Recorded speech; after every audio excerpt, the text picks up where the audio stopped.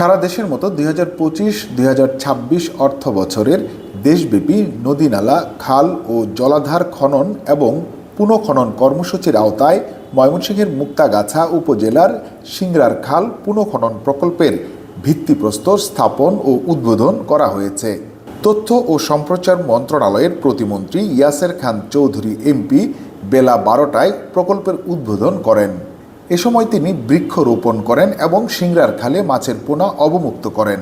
পরে খাল খনন কর্মসূচিতে অংশ নেন।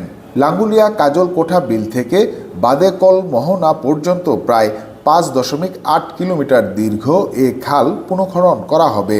পরে এক সংক্ষিপ্ত আলোচনা সভায় তথ্য ও সম্প্রচার প্রতিমন্ত্রী বলেন, আমাদের প্রতিশ্রুতি অনুযায়ী খাল খনন কর্মসূচি উদ্বোধন করা হয়েছে।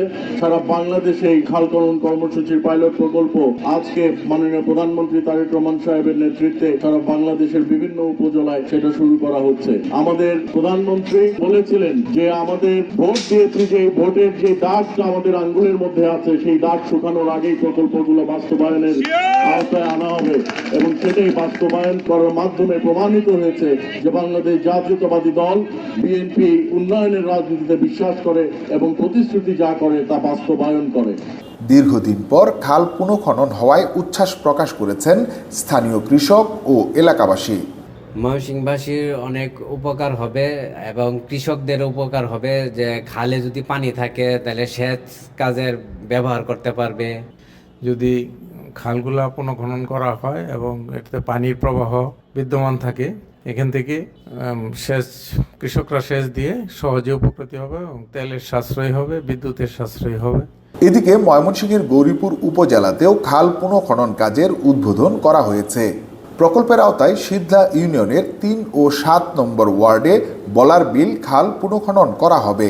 রোববার খাল পুনঃখনন কাজের উদ্বোধন করেন দুর্যোগ ব্যবস্থাপনা ও ত্রাণ মন্ত্রণালয়ের প্রতিমন্ত্রী এম ইকবাল হোসেন এমপি।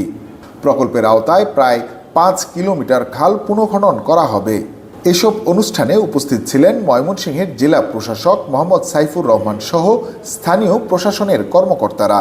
উপজেলা প্রশাসনের সার্বিক সহযোগিতায় দুর্যোগ ব্যবস্থাপনা অধিদপ্তর, দুর্যোগ ব্যবস্থাপনা ও ত্রাণ মন্ত্রণালয় এর অধীনে এসব প্রকল্প বাস্তবায়ন করা হচ্ছে।